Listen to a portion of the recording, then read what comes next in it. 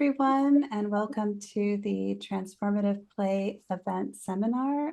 This is a special event because it's part of our EDGE Consortium. And EDGE is a cooperation partnership that we received from Erasmus that joins together Uppsala University, Turku University of Applied Sciences, Dragon's Nest, Avalon LARP Studio, and our guests today are from Chaos League. So we're very excited. We have been building our curriculum for our master's program, and these lectures will be part of that. So thank you so much for joining us. Just a little bit of information about me. My name is Sarah Lynn Bowman. If you don't know me already, I'm from Uppsala University's Transformative Play Initiative. We study role-playing games specifically as vehicles for personal and social change. I have known both of these individuals for a number of years. Cosmo in a supervision capacity and also friend capacity, and Alessandro, I don't even know how to describe our relationship, but we're very, very close, and it's delightful to have you here. Both of you are just such bright lights in the world of LARP, and there's always so much enthusiasm and excitement in what you do. And they do a lot. I'm sure some of you know about all of the different runs of Miskatonic University and Sahara Expedition and many, many other LARPs that they've been creating, many with different themes. So just a little note about this talk, that this will be recorded on YouTube.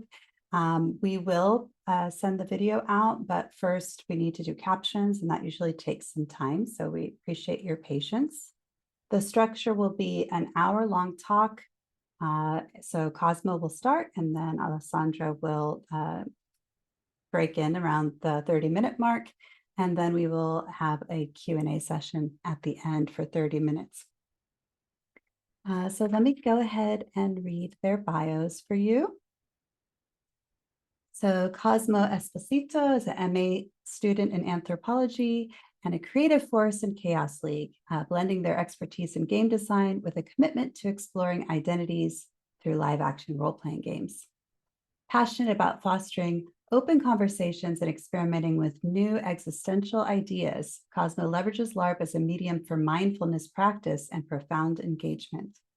As the co-founder of Project Campanula, in cooperation with RCG Palermo, they focus on challenging the current socio-political landscape, enhancing the resistance of individuals between the LGBTQIA+ community.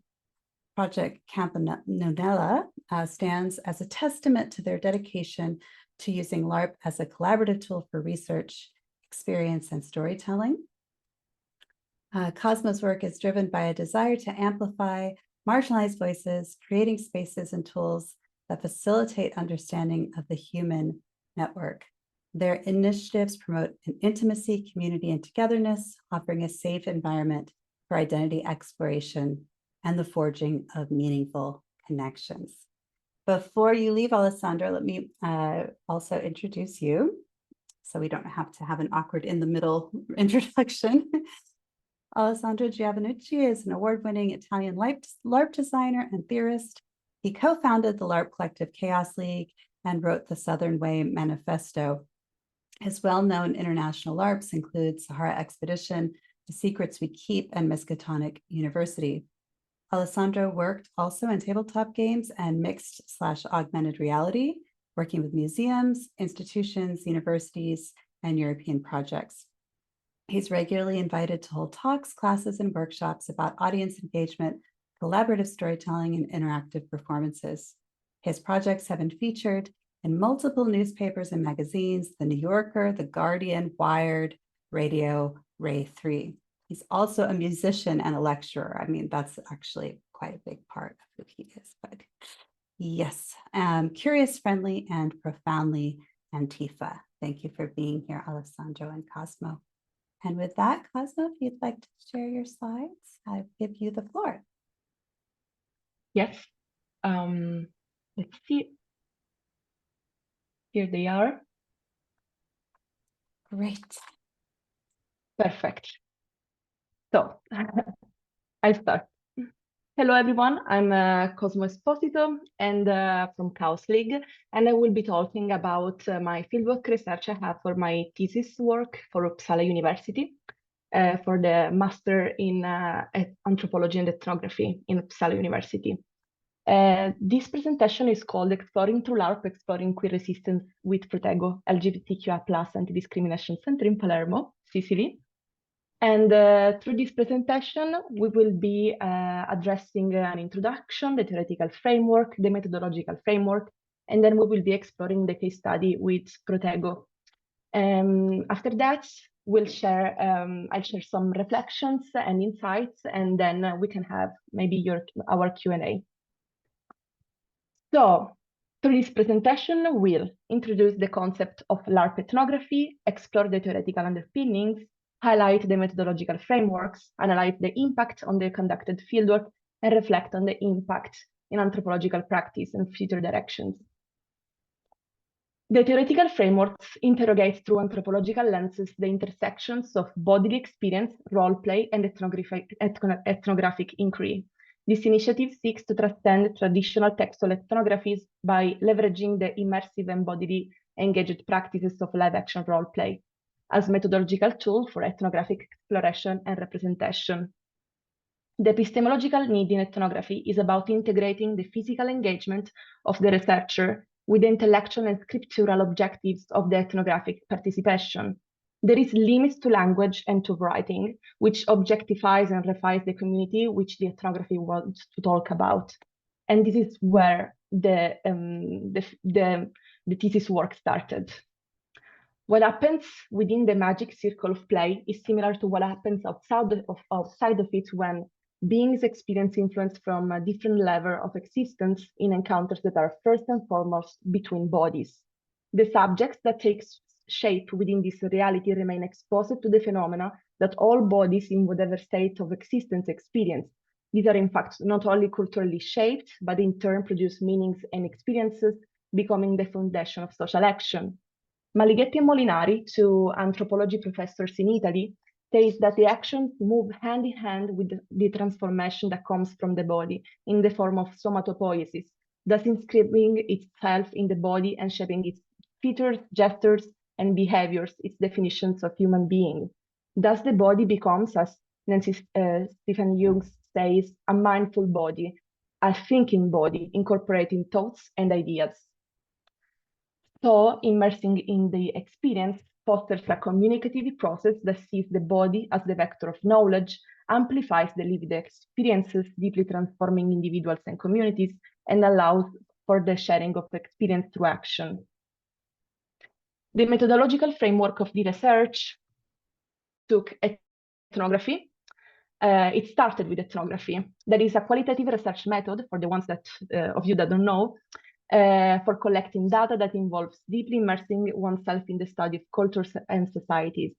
Unlike mere observation, ethnography requires active participation and true understanding of a group's way of life from their perspective. Ethnography usually involves interviews and spending significant amounts of time with the community of the ethnographers, which the ethnographer is studying, aiming to capture the essence of their lived experiences, values, beliefs, and practices.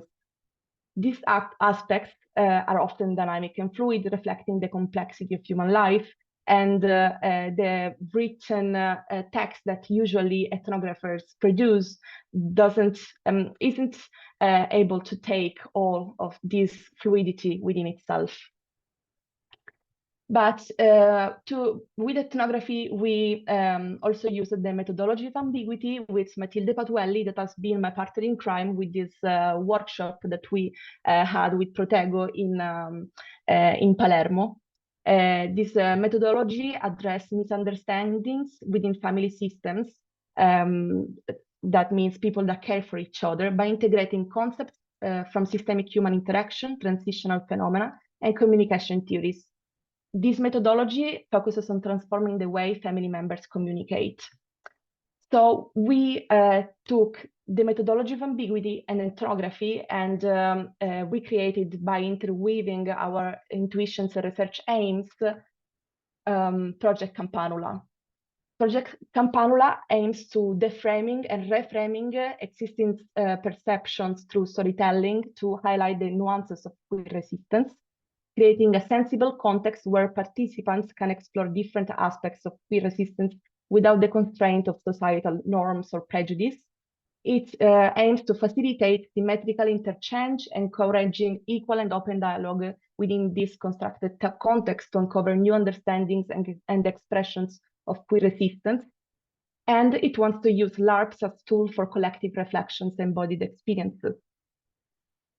So when the fact is that with the thesis project, I choose to uncover queer resistance as a subject, and specifically Protego's queer resistance that is in Palermo, is this anti-discrimination center that now we are gonna dive into. But before we talk specifically of Protego, we're gonna talk about the historical contextualization. I want to tell you where was in Palermo the turning point for political activism, since Protego is a child of this. And while I will do so, I'll scroll some pictures. If there is any picture that I feel that you have to look at specifically, I will describe it to you. In the meantime, if you want to have a look at the picture while I talk, just go with the presentation. In the late 20th century in Palermo was characterized by a pervasive influence of organized crime, which cast a long shadow over the social fabric and governance of the city. The mafia grip on the city not only stifled economic growth, but also engendered a culture of silence and fear among the populace. This period was marked by a series of violent acts, culminating in the infamous mafia bombings in 1992 that targeted anti-mafia judges Giovanni Falcone and Paolo Borsellino, among others.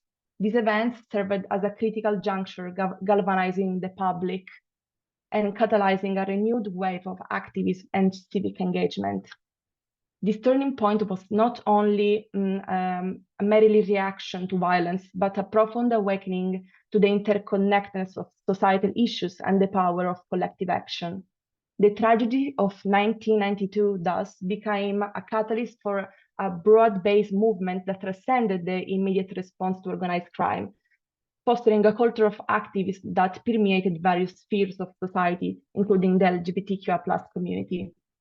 This period saw an increase in the mobilization of civic groups, the formation of community-based organizations, and a surge for political activists that sought to reclaim the city from the clutches of the mafia and advocate for a more inclusive and equitable society.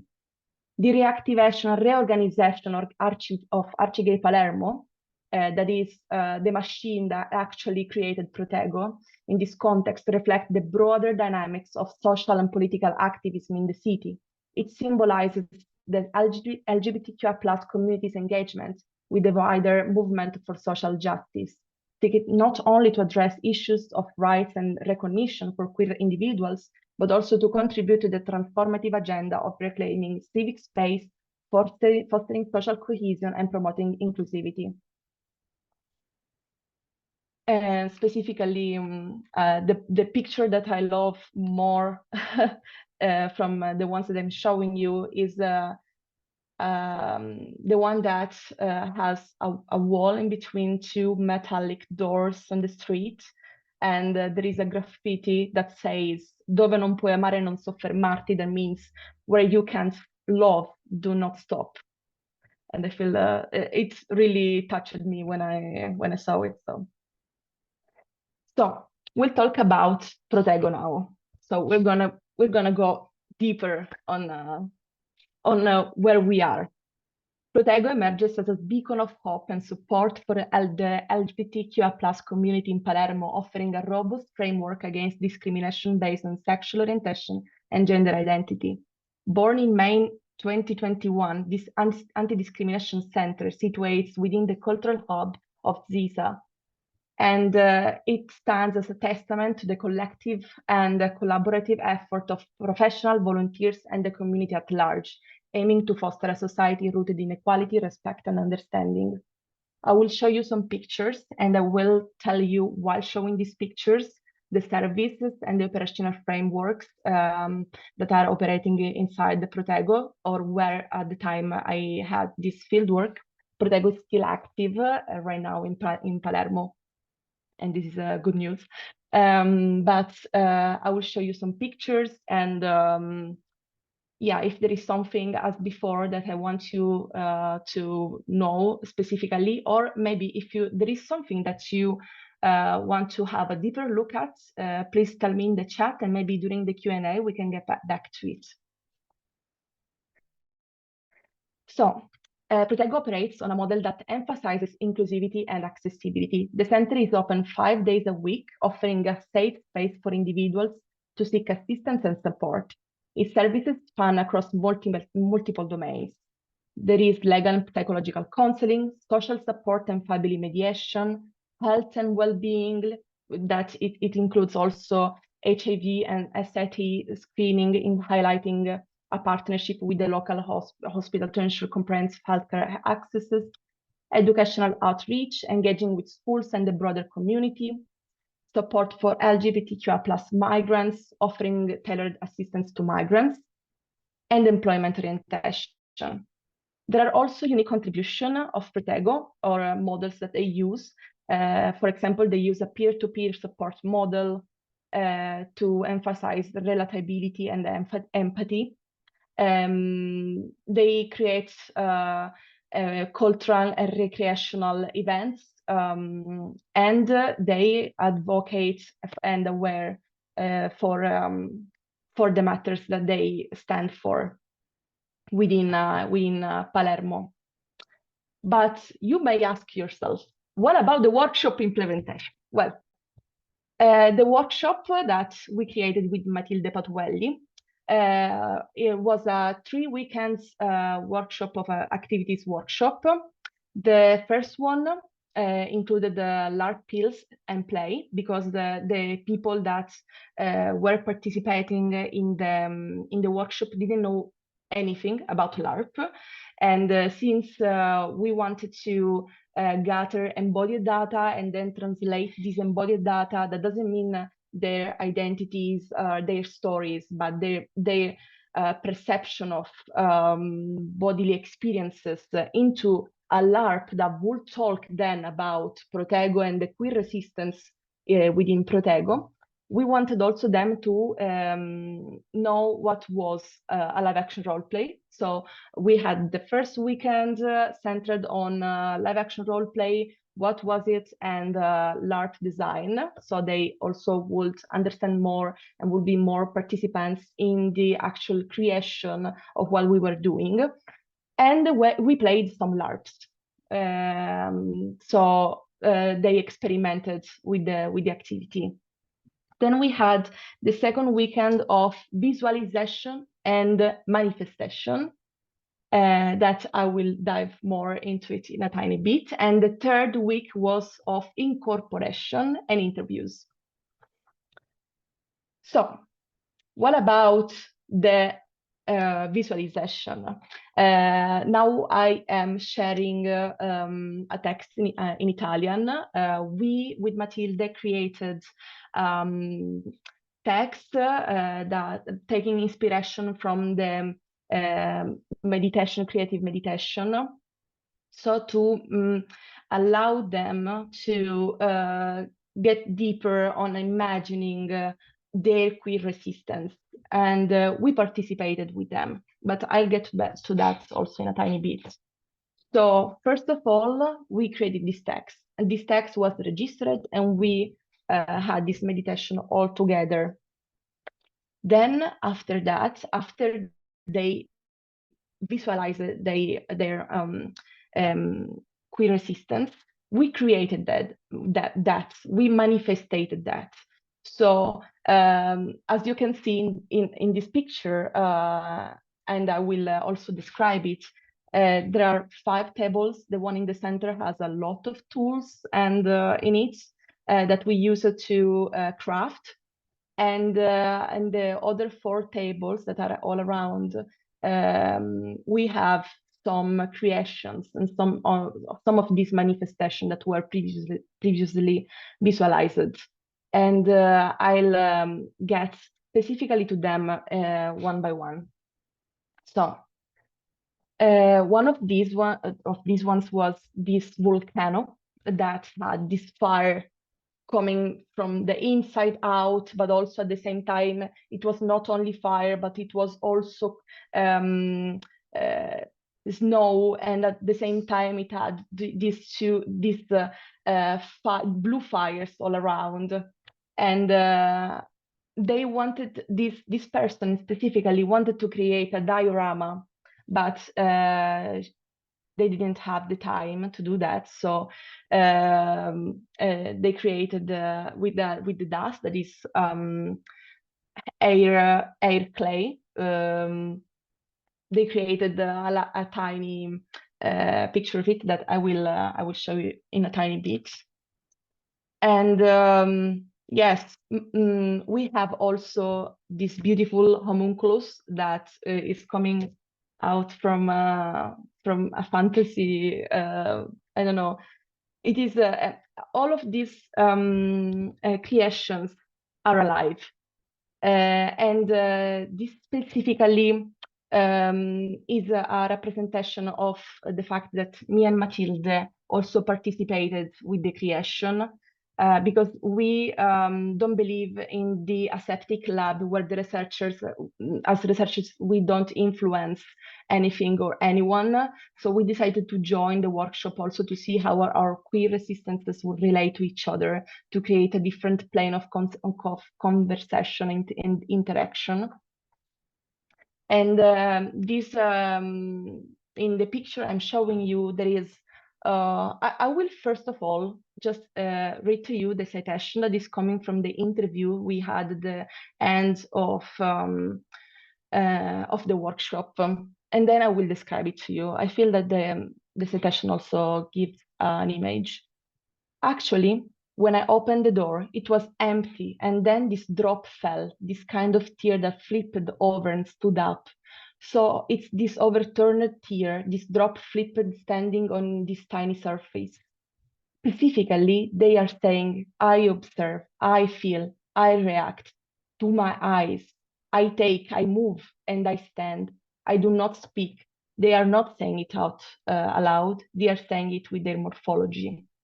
And it is this drop that is upside down, and they have these long arms hugging itself all around, and they have many eyes, and they look everywhere. And just to get back to the fact that we were curious also how our resistances would relate to each other. This drop was invited to the volcano that I was talking about before. And yes, we have an extract of the interview that we had. I interviewed also Matt, and Maria wasn't there at that moment. Maria is the creator of the volcano, and but Matilde said this to us. The flipped drop was invited. Maria said, "Put one here." I asked, "Are you sure? Are you sure you want it in your resistance?" She said, "Yes, of course." Okay, let's figure out how to place it. It seems that her resistance is the result of co-construction. Then it becomes a bit that relationship between the individual and the community. And isn't this also a result of resistance? That is, together we create something that is new. It's new thinking, but it's something else. And the volcano is hugged by the previously mentioned being. So yeah, we have this one. And then I'll get back also to the other creations in a tiny bit. But before that, since I have to go very fast, I'll tell you about the exercises we had at the end to embody the resistance. So first we visualized it, then we manifested it, and with some art and craft, and then after that we embodied them by following some exercises that were also they took inspiration from the theater of the oppressed, and also from Nina Runa's and drop exercises that Matilde had to, experimented. So now we have other pictures of other resistances, but I will first read the citation of the interview that was about the embodiment, and then I'll tell you about the picture. Pra told us, I remember that I was simulating the waves of the Tao a lot of Zen spirituality, harmony with everything, because actually the fact that I had shaped with pretty the form of a universe in a spherical shape unconsciously led me to incorporate it at a physical level with circular, sinuous, wavy, undulatory gestures. So it gave me a lot of the feeling of the fluidity of a reality and of observing the changes of this reality, for better or for worse. And we have the creation is about this universe all around with this yellow, blue, black and white colors. And so yeah, it is a universe that is just in front of us. And this is how Fra visualized their queer resistance. And then we have Shu that say to us, I felt very strongly this ambivalence on one hand regarding the beauty of resistance itself, but on the other hand, also regarding the fear that it could be threatened. So it was a bit strange to realize that you possess something very beautiful, but can be fragile if exposed under certain conditions, and therefore must push towards the creation of another mechanism or of the resistance itself, which is also configured in terms of keeping threats at bay somehow. Thus, resistance becomes knowing how to defend oneself, knowing how to face something. And this resistance specifically, the picture is not of the complete resistance, but of the process of creating it, assembling it. But the resistance was this parallelepiped, metallic parallelepiped, and on top of it, it had beautiful crystals, and also all around at the ground level. And they were showing these beautiful crystals. But from the inside of this parallelepiped, there were like magnets coming out, these red spikes coming out, that they were actually metallic spikes coming out to defend the crystals from any threat that could come for them. So as you can imagine, I am diving very fast on a very deep and big research. But I want to give you like tiny seeds of, reflection. And these interviews are long, and these are just tiny little slices of them. But I mean, if you have any question, please keep them, and then we get back to them. But I am coming to an end, so we are good. And I think we are also on track with the time, so I am happy. So about the reflections and insights, I feel that the workshop needs improvement, because we had, it is a good track.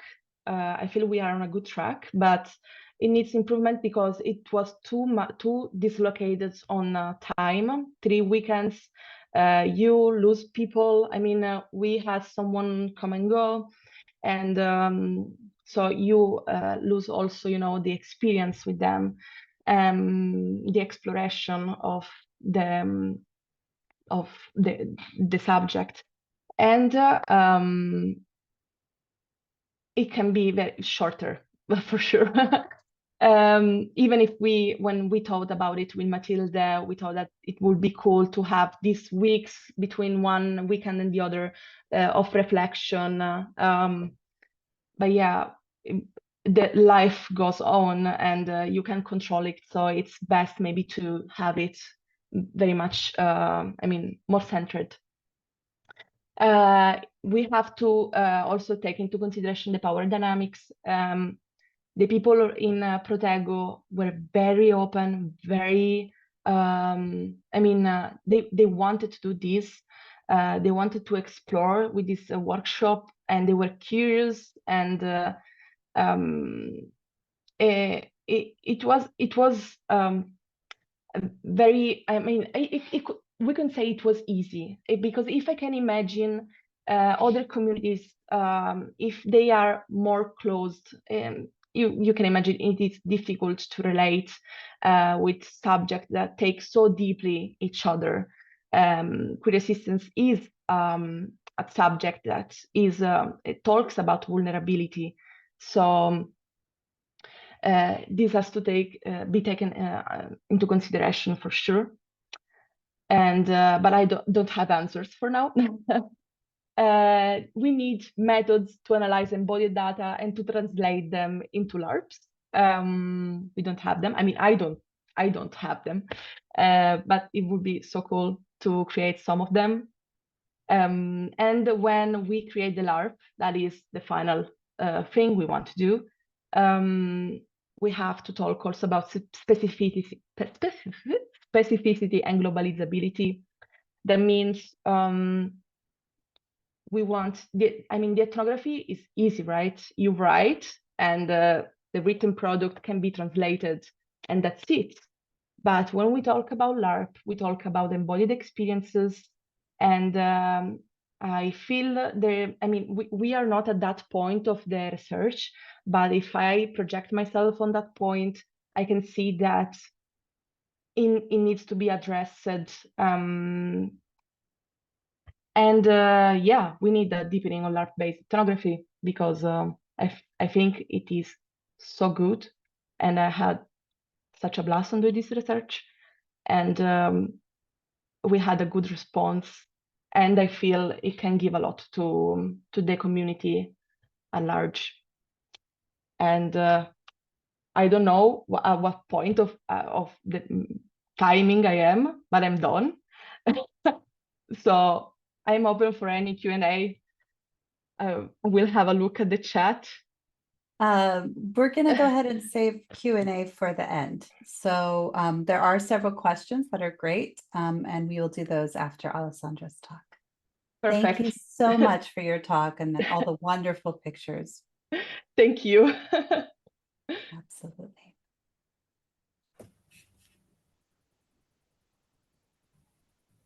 And maybe you want to mute your camera for now, just so when Alessandro starts, we just see him.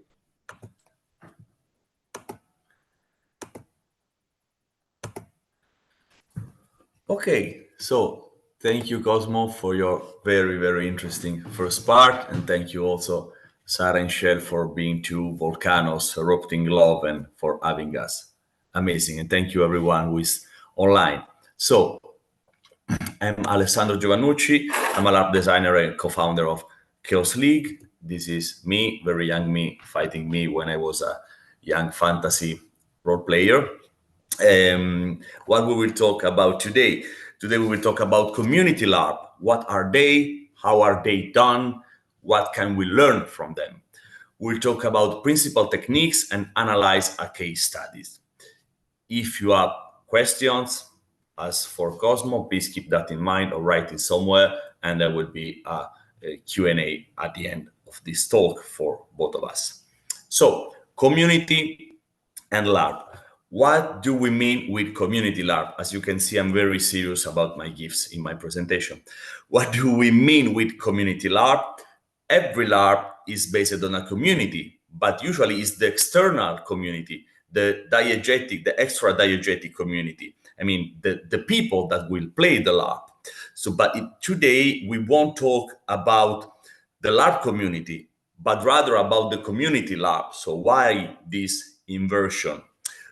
Because for the purpose of this talk, we will refer to that as LARP set in social structured systems, like LARP that revolves around families, cults, villages, any kind of community, positive, negative, toxic, utopian, any kind. What counts is that is a community. So what are community LARP special features? The first one is that this kind of LARP can show the invisible social structures. We know that in our society we have structures, rules, norms, laws, something that is written down and we have to know, but there is also invisible rules, way of dealing with the other, tradition, rituals, unspoken thing that we learn from our first day on this planet and then became part of us. So those rules can be visible or invisible. And this kind of LARP, the community LARP, can really enhance a reflection on these rules. But also talk about collective life. It is the life of a group of people, and this is inherently political in the sense of the Greek polis, the town, the state, where we are all citizens and we all have duties and rights. And we can have that only if we accept to live in a collective way. Usually LARP, all the LARP are about a group of people that share space and time, sometimes values.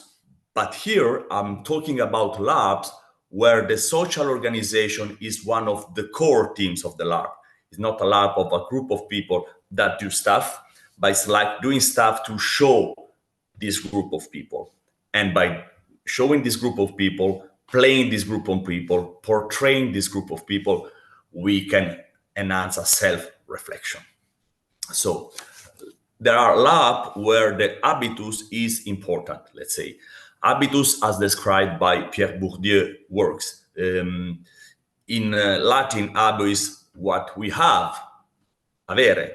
And if we go to more Latin language, for example, Italian, abiti, our clothes, what I wear, what portrays me on the social level. I want to show myself, what I want to tell to the other with my appearance, how I dress up my body. But it's also abitare.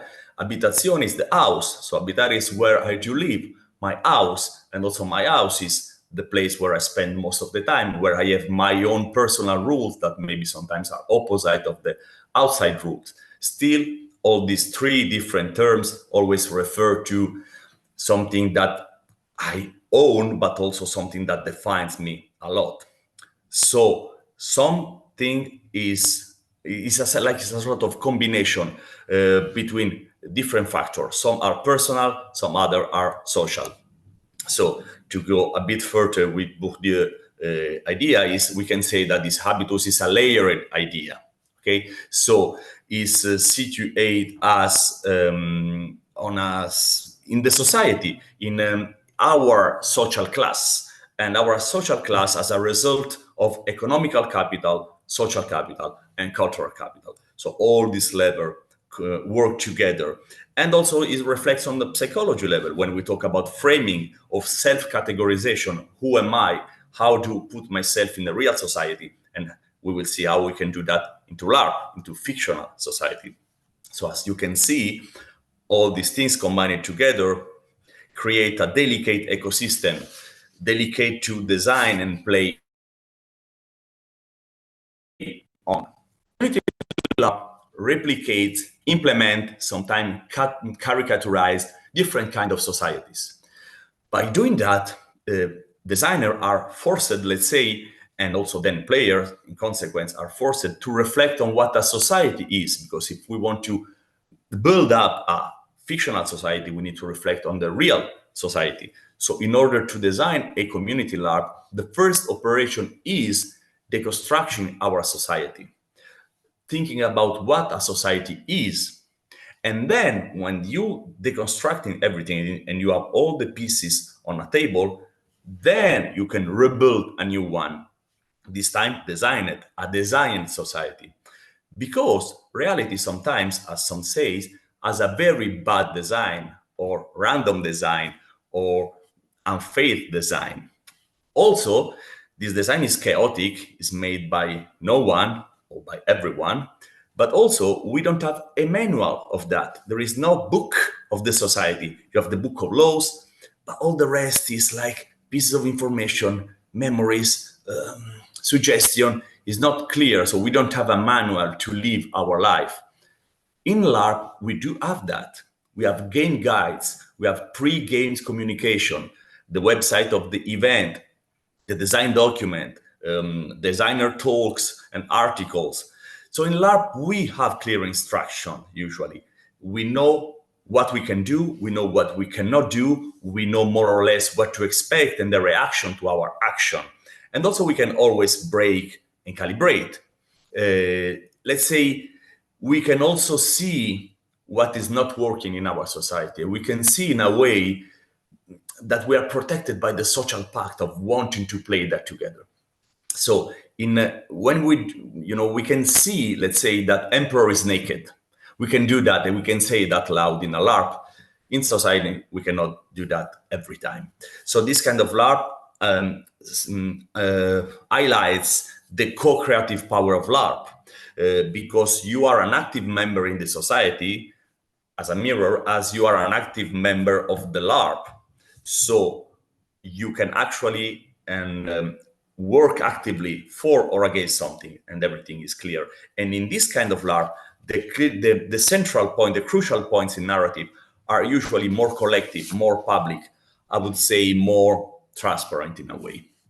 So why doing a community LARP?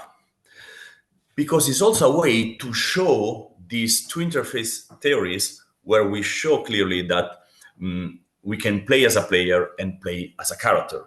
And sometimes we mix up those two levels and we switch from one to another without knowing it. Let's say that the character is our social mask inside the fiction, is the interface with the other players, is the relationship with the other. I hate you, I love you, I will fight against you, I will help you, because my character is made to do that. So it's like my interface, I have to guide it and I have to do it in a sensible way, because of course alibi cannot be an excuse to do something bad, but character can be like a machine to carefully navigate through the social aspect of the LARP. But also there is a player, and player usually engage through their bodies to the experience. So we can say that the body of the player is the interface with the setting.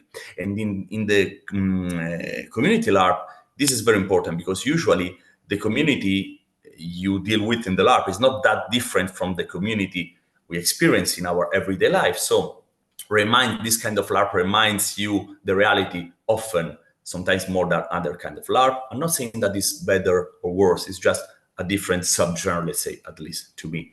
So we tend to use our real life experience to navigate through fictional society. So in order to achieve all of that, we of course have to face some design challenge, okay?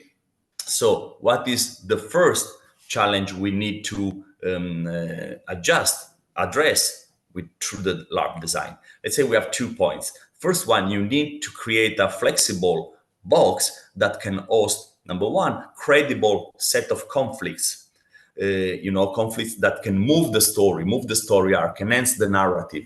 But those conflicts have to be of a special, particular way. They cannot destroy the community. In some LARP, you can be like confrontational, 100%, one against the other, and it's good, and the LARP work even better if you do that.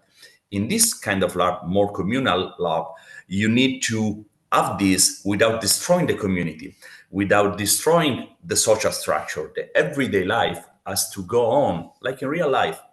You have a LARP confrontation, you still have to do your stuff, your everyday life. You cannot like stop everything and just go deep into that. So this is something that happened in community LARP. Point number 2, you have a lot of information, rituals, and things to be remembered, because in order to achieve the suspension of disbelief, players have to be natural in this situation, but they don't know all this complex and layered society, because it's fictional. You just, as an organizer, you made it up. So it's very hard, because in our everyday life, it took years and years to know all the layer in our daily life. How I can ask that to player in like 1 week, 2 weeks, or a month is too much work. But we can do that through the design. So also because, and this is the last point before the case studies, we need some points to have a credible community, and we cannot have a credible community LARP without a credible community, because otherwise our design has nothing to be attached to. So first of all, a purpose, a set of motivation. Why does this community exist? What is the goal? What we are aiming for? It needs to be very clear. And also we need a set of common values to agree or disagree on, because community LARP can be also about conflicts inside the society. Then we need also to get everyone involved, because this intensifies the sense of being part of something, of being part of a community. If everything involves me, everything interesting me, everything is something that talks to me, speaks to me, something I want to participate, and we need this sense of community. Last point is a daily routine. This intensifies the sense of reality. I am a part of a community because I'm doing something. I have a role. My role comes with responsibilities, but also have some benefits. I need that. So, talking about the case studies, I will show you a LARP community we wrote with Chaos League. The LARP is 60-30.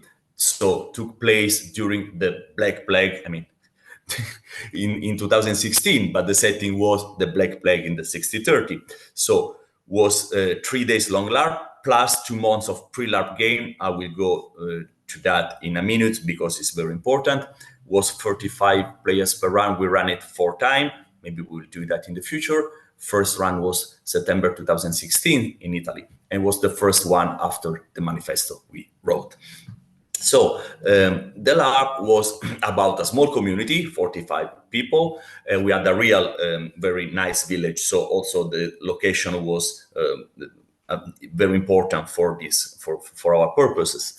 So the story, participants were all inhabitants of this small village. During the Black Plague, they were dead and spreading disease all over the country, but they managed to stay a bit outside of the map. So they were like not touched from the plague, but in order to keep that status, they have to do very strong rules. Nobody can enter the village, nobody can exit the village. So they were just normal people ready to do anything to survive. But as you can imagine, this is very selfish. So it's a very selfish community, determined to like keep people outside so people can die. We don't care. We need to stay inside. We need to survive at every cost. And this is related to the theme of the LARP. A small community facing the catastrophe is an ethical issue. How far you can push in order to survive? Will you sacrifice everything? Will you sacrifice your humanity? Or will you be able to still be human and put yourself in danger for that? And also on a practical level, there were a lot of work to be done in this LARP. You have to work with your hand, provide food, and it was clear from the first step of this LARP communication. So of course, for safety reason, we provide people food and shelter and everything, but inside the fiction, the pact was try to achieve that for real.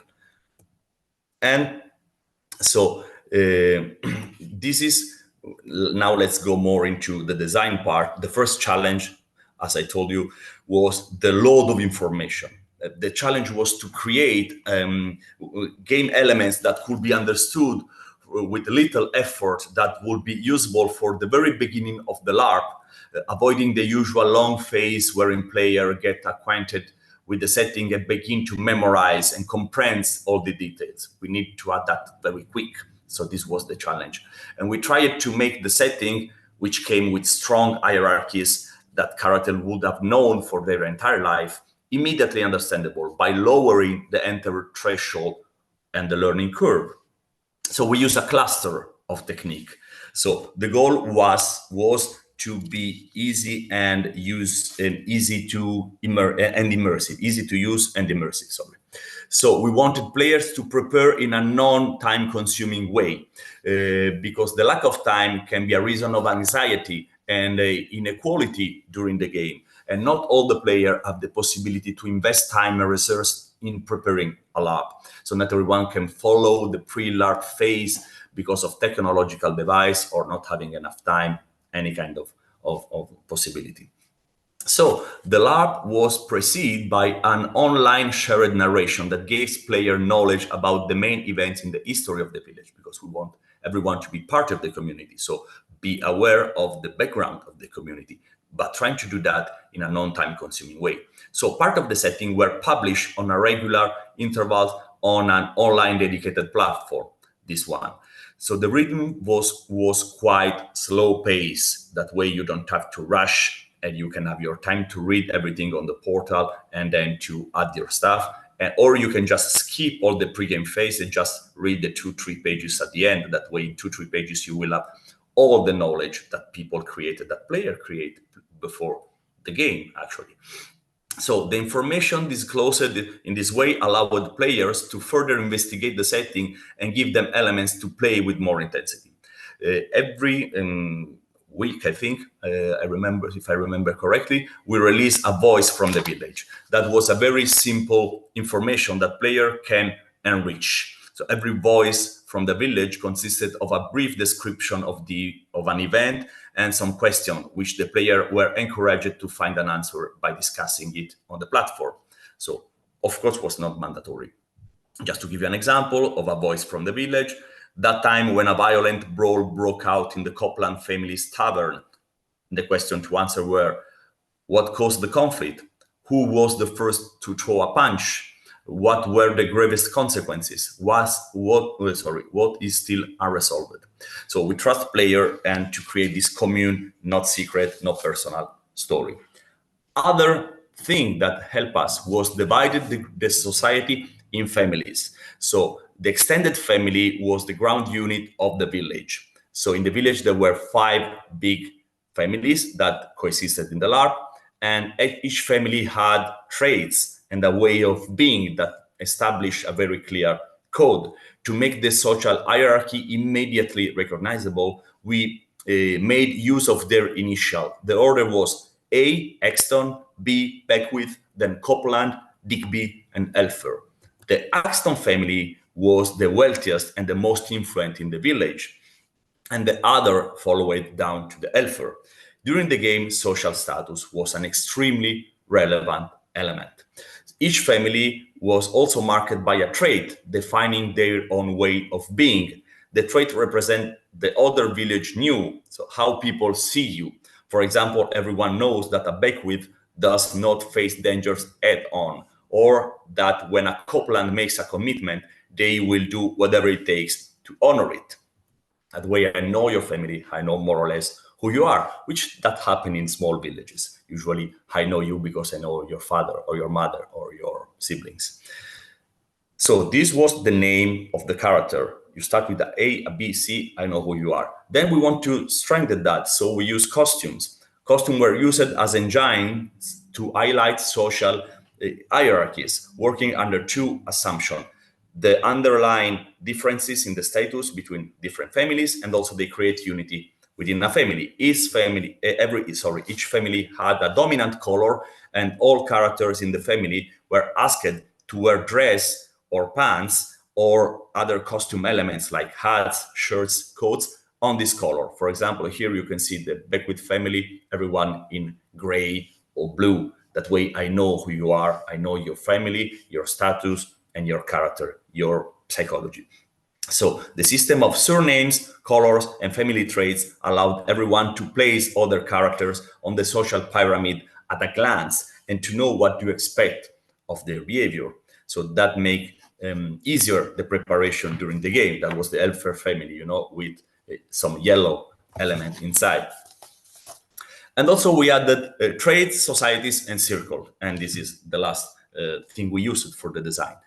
So trades, your work, your everyday work that place you in a society. For example, here you can see these two persons being very low in the social scale. And also it's important because using your body, you will feel more attached to the community on a practical way. Then also is your contribution to the society and to daily life, and also is your financial marker. Then there were societies. Society were instead like more philosophy or cause the characters stood for, representing their view of the world. A society was a group of like-minded persons, like the rationalists or the fervent religious, and so on and so forth. Then there were circles that were your free time, your hobby, people trying to gather also outside social hierarchy. If two persons are interested in the same thing, even if they come from two different families, they can meet to do this specific thing. For example, the chess players, they organize match, they teach someone else how to play, and there's more like transversal possibility of interact each other. So, come to a conclusion. This combo of techniques that are especially suitable for LARP that are focused on shared memories or strong social hierarchy, and more in general, choral collective play style, because it's something we want when we create a community lab. We want people to have shared memories because we come from the same town, strong social hierarchy because we know how power dynamics work in our society, and usually the play style is more choral and collective. So we use two things, design and narrative design. So we use game design to navigate in a more easy and efficient way the everyday life, with the colors and other stuff. But then we use the narrative design as a sort of net that keep everything together. The story is what make a community a community. So as usual, we use the narrative to talk about the what, and we use the design to talk about the how, make this what real. So we used some pillar in this narrative design, shared values. We want a society to have shared values. In this case was like surviving at every cost. And also, this was more the general purpose was like we want to survive at any cost. The shared values can be like our tradition should be maintained, And then we also need, this is also true, sometimes sad and true in our everyday life, society sometimes need a collective outside enemies to be against that make us feel more united, or obstacle to overcome altogether. So these also are part of a community lab. So to conclude, create a community lab can be difficult and tricky. And sometimes you ask yourself why I'm doing that. It requires effort and preparation, but can be very rewarding, and also can provide a fruitful switch of perspective between our reality, and also can be interesting in develop our inner self, asking ourselves why I'm doing what I'm doing in my everyday society. It can enhance empathy and make us feel the connection with the other. To conclude with a Latin sentence, which is always a good way to conclude a talk, I can say, homo sum humani nil a me alienum puto, which can be translated, I'm human, I consider nothing human is alien to me. Thank you very much.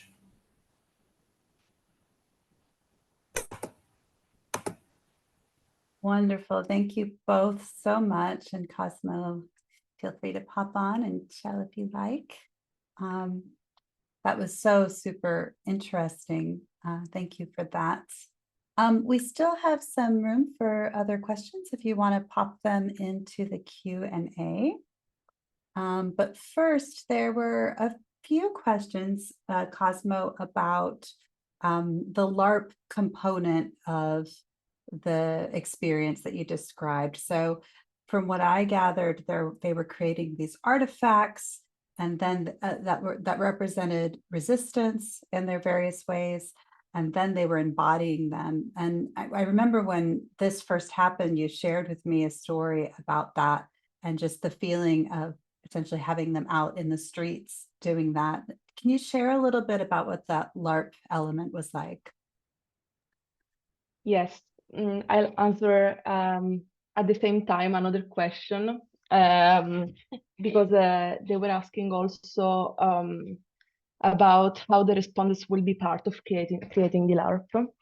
So even if it can't fit in the thesis project, I tried to create the LARP with them. It was the aim. The workshop wanted to share LARP design, wanted to explore the queer embodied resistance, and it wanted to then at the end, with the participants, create the LARP about what emerged through the workshop as experiences. And we also together managed to identify a possible setting, and we identified the protest. We identified some ideas and also some characters, but we didn't manage to finish the LARP as today. So there is time. But yeah, we had some ideas. We created some LARPs starting from what emerged through the workshop and the interviews we had with each other.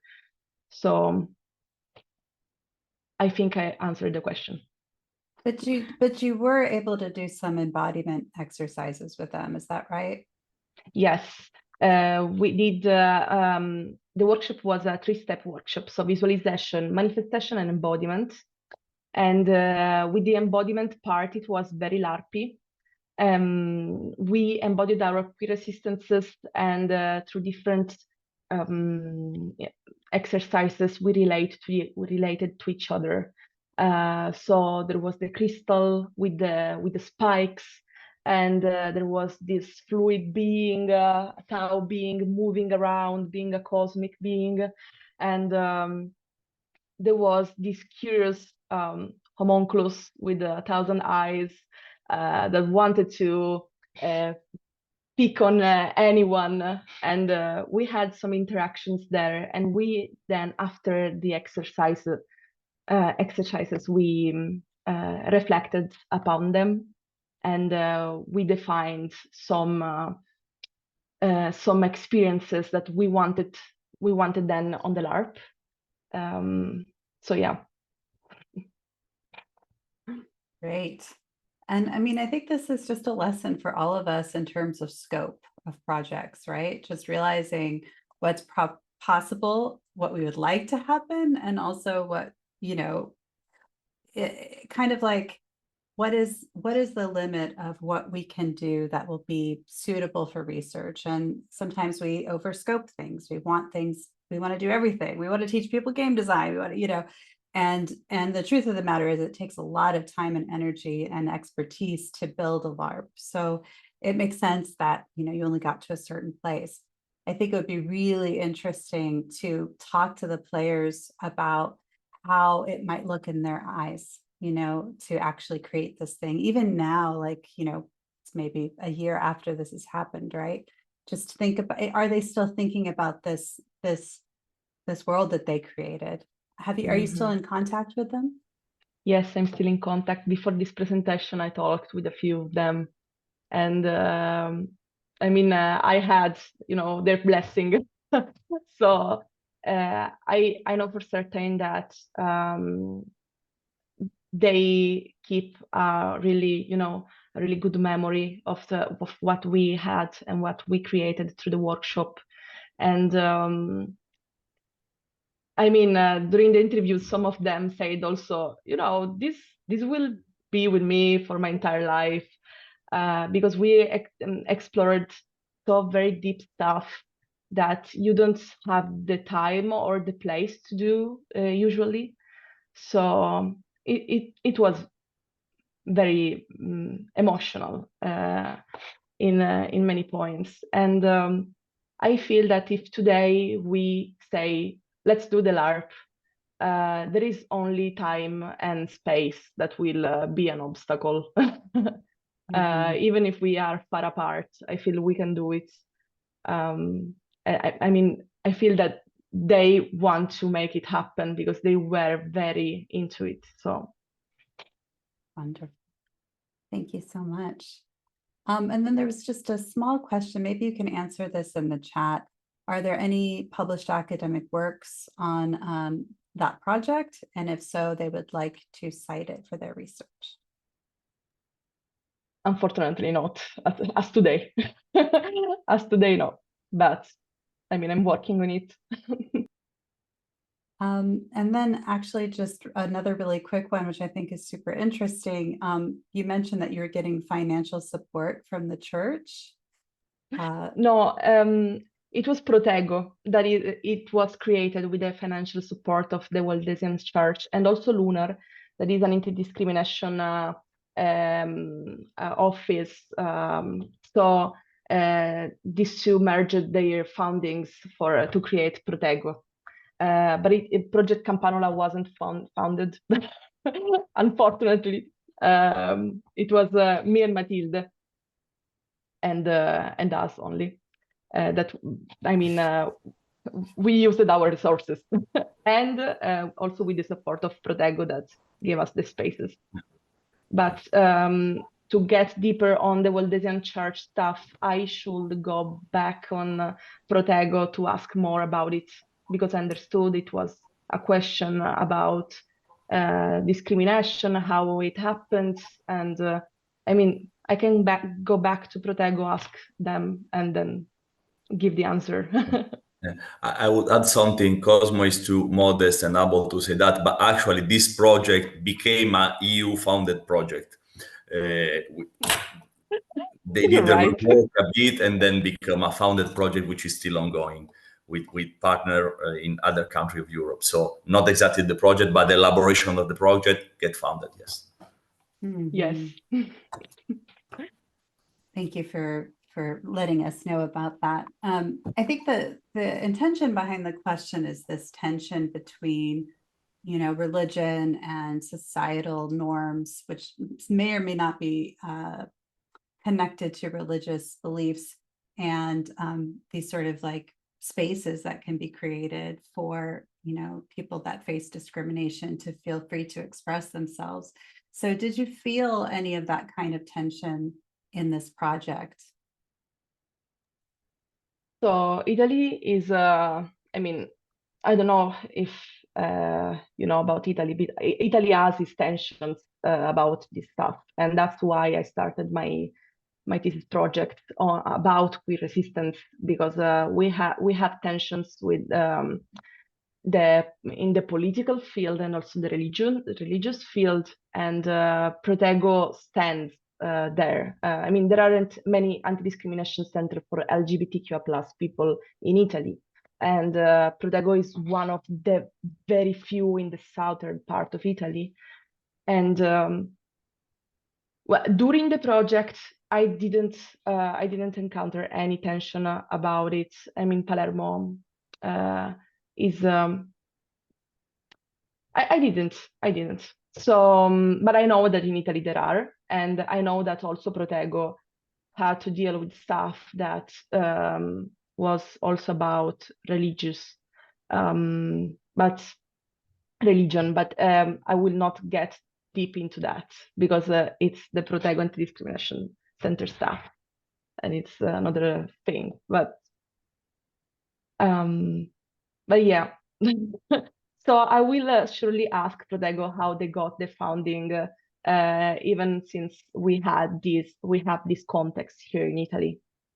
Yeah, that's a really great point. Thank you so much. Because these things don't just happen in a vacuum, right? Like and it's actually quite miraculous when you can create those little spaces. So wonderful, wonderful work. We have some more questions, but I'd like to switch to Alessandro.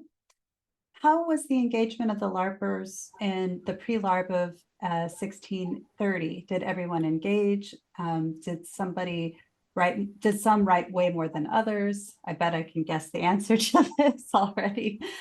Did everyone feel they were a part of it when the LARP started? And have you had any evaluation or feedback from players after the LARP? And I assume that that is connected to this feeling of community and whether they were able to feel that with this pre-LARP play. Yeah, roughly a third of the player engaged, so let's say 30 out of 45, which is a good degree, I think, because of the relatively slow pace. And this is a good question, because to avoid that people that were not able to engage didn't felt outside of the game, we dedicate part of the pre-game workshop on location with everyone being present in recap what was written on the platform, and we like say, okay, this is what we got so far. We did a recap, that way everyone is on the same page, and we also left them a bit of room if they want to add or change something just before the game, because maybe something can be like not cool for everyone. So we make sure we sat down together, split it in group, and then group all together to see whether all the collective writing was doing okay. And also we didn't ask for exactly, I can't remember if we asked explicitly for the pregame phase in the form, because it was some years ago. But I think it was a good rating, because we keep that for 2-3 LARP after this one. So people were interested in that. There is a caveat. It means that this is true for a lot of things in LARP organization, but was specifically true for this, is everything that is smooth for the player is more work for the organizer. So it means if you want to implement something like this in your lab, be sure to have the power, the capacity, the staff to do that. Because for us, was maybe someone will do in a more efficient way. It would be amazing. But for us, it took 2 or 3 people for the staff being dedicated not only on that, but mainly at that before the lab. So writing Voices of the Village, check whatever they were writing and editing. I mean, was not super easy. Was doable, but still, if you want to do it, know that there is work. If you want to have less work on organizer's shoulder, then will be more work for the player. It's like always the balance. So. Then kind of a follow-up question, how long was it?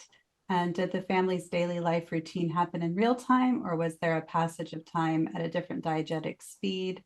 And if so, how did that happen? Mm-hmm. No, the game was like naturalistic time flow. The game was 3-day, and the story was 3-day, and there were no chapters and no interruption. It was like a continuous, because we wanted to really get into the feeling of your everyday life. So to achieve that, we think that was better to not do that. We did something during the game to mark some milestones without interrupting the flow. For example, there were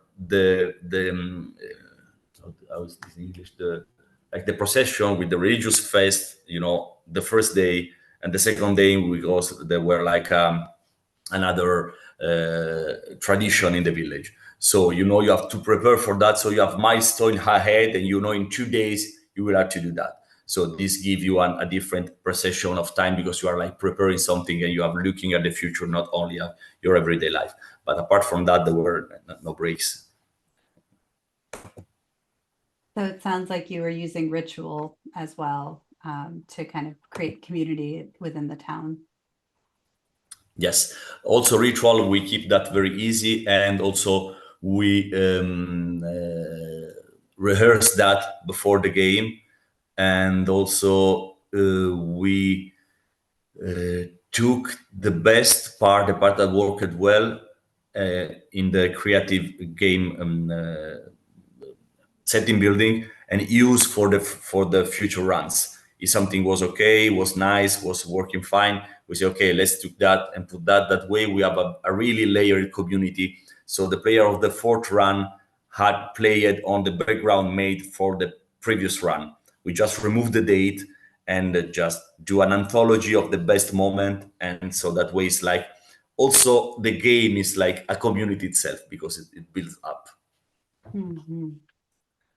Thank you. I'm going to switch back to Cosmo for a second to ask a little detail about the research. So you mentioned that both you and Matilda were part of the ethnography. And so somebody would like to know a little bit more about ethnography.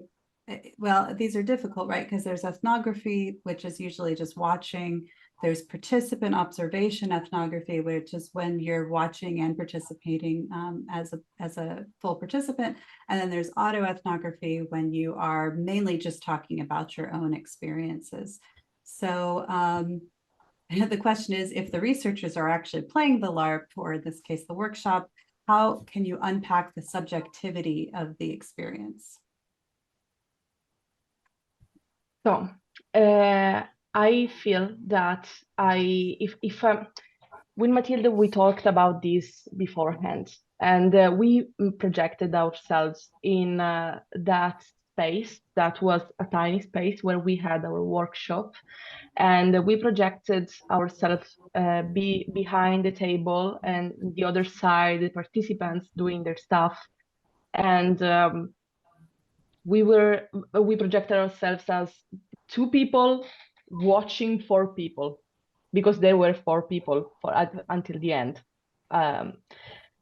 And it was too much. I mean, even if they were 10 people, 12 people, 20, 30, 50, I feel that if we weren't with them, we would have been just, yes, as I was saying in the presentation, I don't believe in the aseptic research laboratory for ethnographers.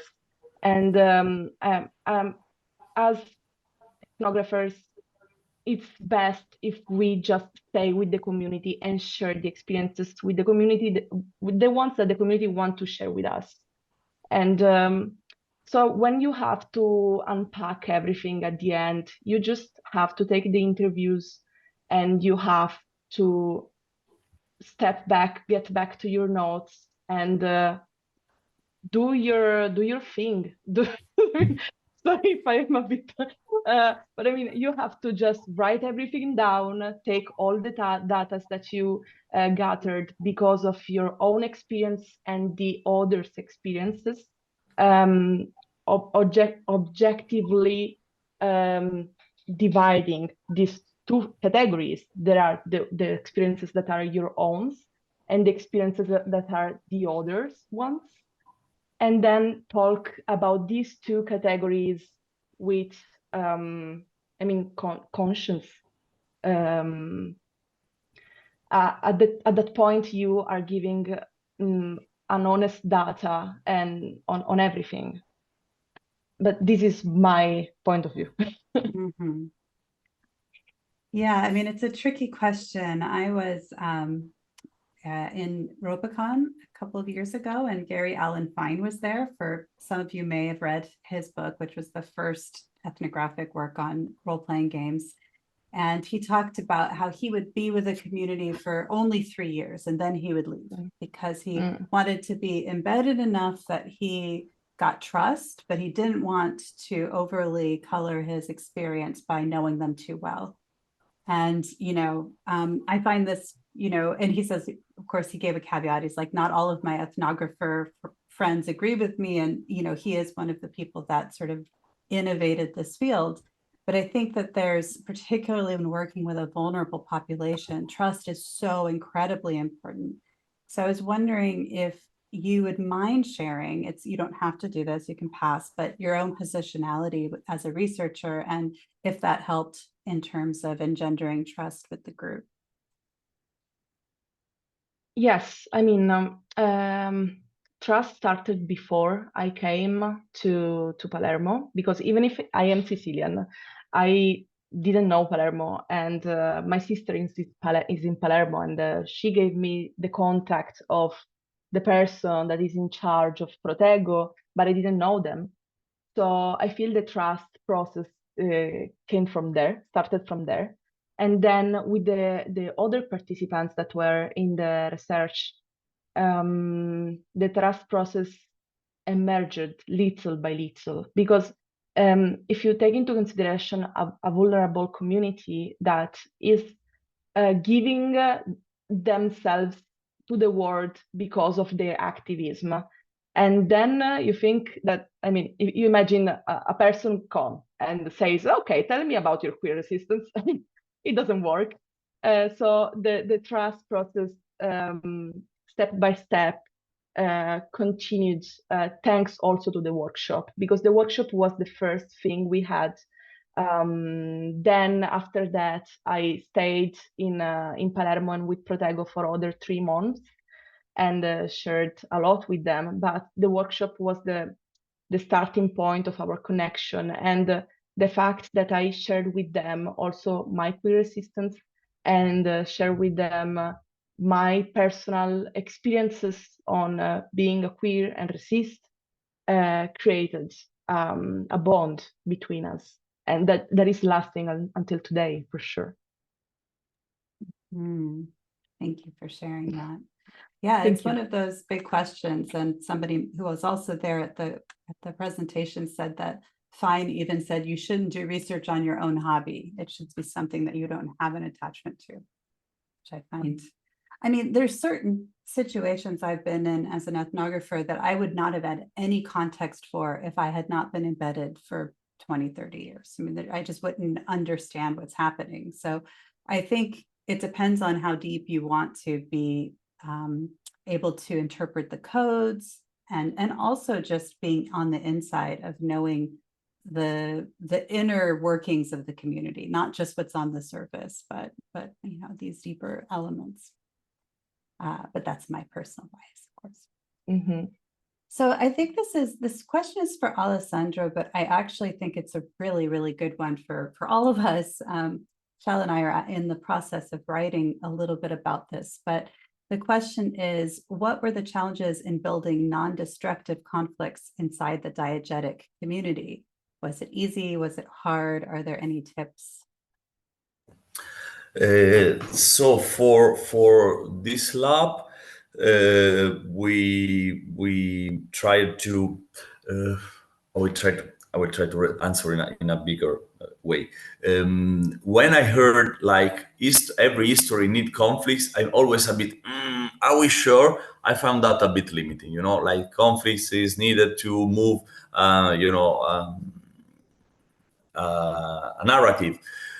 Yeah, maybe if you are a Greek tragedy writer, yes, and then thing changes, and so there is million way to push your story, especially in co-creative and interactive narrative, where action can come from everywhere, and your LARP engine, your vibration center can be in a lot of different things. I'm working on a presentation on that about the LARP engines. So I think there is a lot of things in this particular case. We wanted a conflict in this case, but we say let's just physically remove. I mean, I'm really seeing a special dynamics in that about space. You know, let's just remove the conflict from the space inside the car. Imagine a circle of people. Instead of having the conflict at the middle of this circle of people, that people are like hating each other because the bubble is inside, let's just remove it, put outside the wall of the town. This changed everything. We still have a conflict, yes, but conflict is with the outside. So we can have conflict inside because there were conflicts, but we have a common goal. So we still have to stay together. We can hate each other, we can whatever you want, but we need to do that. We put a bigger goal outside. We need to survive. So you need to accept me even if you don't like me, because we need to survive. So we have a purpose, and also we have an external enemy, and also we have clear rules, because we put rules in and outside the fiction. Rule outside the fiction was a pact with the player. In this game, don't do that, okay? Or you will destroy the game. But also there were rules inside the game. In the fiction, to strengthen the outside pact, between players, we wanted also a pact between characters. Because if you do the pact only with the players, the game can be like too flat. And if you have the rules and the pact only in the narrative, it's very easy that someone say, okay, I can destroy it because it was not said before. Maybe the designer want me to disrupt the rules in game. So you need to have to mirror the rules in and outside the game. The rules inside the game was very easy. Nobody can enter or leave the village. Nobody can speak about the village. It was more or less this one. So this is what we had. Just physically put the conflict X-ray machine in another place. So Diego, this is what to answer to you. Yeah, and that's what I've heard in my research as well, because I did a study on social conflict. And one of the things that came up is make it player versus environment, or character versus environment in this case, because otherwise the players will often turn on each other, and that can cause conflicts outside of the game as well, especially if there isn't a room for processing. Cosmo, maybe not for this project, but do you have any thoughts on this topic? About the conflict, conflict theme. How to create a community that isn't torn apart by destructive conflicts. I feel that I am I'm very into what Alessandro was telling us about before. If I think also about Protego's LARP, for example, that we imagined, because I am very projected over there right now. Also the protest somehow is the same thing. There is an enemy, there is also an ideal maybe enemy that is outside, and we are united, and we are fighting for each other's rights of being here. So I am very there with the same yes. But I'd also like us to sit with this question of, does LARP have to have conflict? And this is one of the things that Shell and I are writing about right now. And how much does it need to be embedded? I mean, Alessandro was describing hierarchies. If you create a hierarchy, you've already created conflicts. Like, you don't even need to really even write them in, because there's already power happening, right? So anyway, it's just an open question I have for people. The last question is about the sort of professionalization of LARP. So since LARPs are created by the players, how can the professional aspect of the organizers be, quote unquote, fairly compensated in a commercial game? I think we should be careful with this word commercial, simply because a lot of times, even if someone's charging for a LARP, they may be still losing money or, even breaking even. So when we say commercial, I tend to think like Disney, rather than necessarily what we have for LARPs that charge. But we are talking about this greater professionalization where we can charge more and more, and perhaps even people could live off of LARP. There's only a tiny percentage of people, at least in the Western world, that we know of that can do that. But just putting that caveat aside before we keep going. How can the organizers be fairly compensated without a seller-customer relationship destroying that community feeling? And if the solution is to maintain some games that are nonprofit, how can this function as a real non-capitalist space and not as a free sample? I'm not sure what the last part means, but how does capitalism destroy LARP, or does it have to? Is the story everything? So it's on a more serious note. Yeah, I think especially in the last years, LARP is becoming more and more popular, and I think what has happened to LARP is not very different. I mean, the process is the same, the outcome is different, but the process is not different for any other subculture when it became mainstream. Punk music, everything that is our language, our own thing in our own underground scene and then became popular. And then, of course, people can say it's not longer what it was, and it's true, but maybe there is something exciting coming up, which is also true. But I think what will prevent LARP to be mainstream is what makes LARP so cool. It means that it's co-creative, because it's very easy to make money out of immersive or interactive things. When it comes to co-creation, what's the limit? Who is the actor? Who is the audience? I mean, if we think on a commercial level, when you pay ticket for a LARP, you are being scammed, because you pay to be allowed to work for the organizer and create your own thing. And this is super cool. But if you think that as a profit, then became tricky. I'm not saying that that someone can. I mean, there is people that are already doing this. So I'm not saying that we cannot have professionals in LARP scene,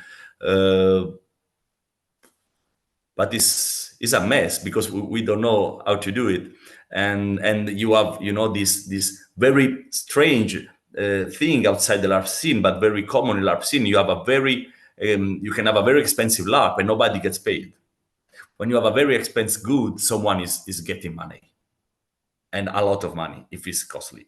The LARP is not that way, because we need to pay for co-creation. You pay for a location that is maybe costly, because you have to provide the space for everyone to act.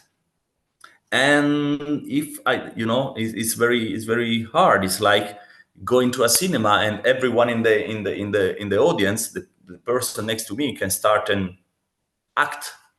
And if I don't like it, what is doing? So this is the problem. LARP is so cool because it's so anti-commercial. It means that can be commercial one day, but if that will happen one day, it means that LARP will be not LARP as we know it right now.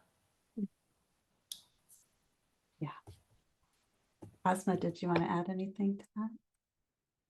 Okay.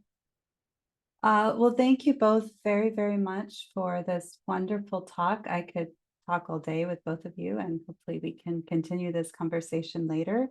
I just wanted to mention an event that I announced earlier today.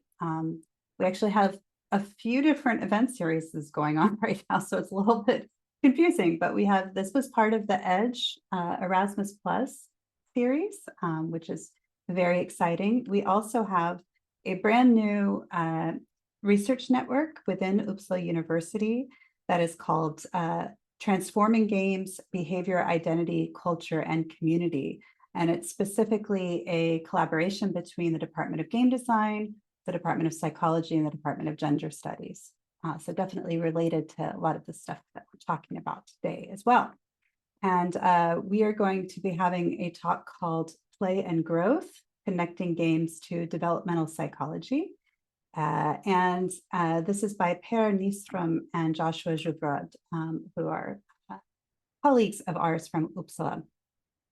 So this is, I will warn you ahead of time for those of you who are coming for a role-playing game themed talk. This is going to be more about video games in the more traditional sense and how they affect specifically children.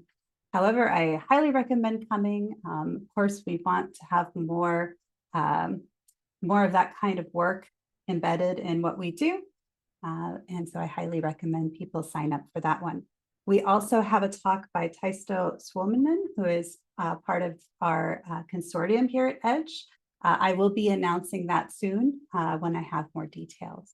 But for now, let's everybody give Cosmo and Alessandro a big round of applause. Thank you so much for being here and for sharing your awesome energy and incredible work and creativity. So thank you also to our wonderful audience for your great questions and engagement. Very, very good to see you here.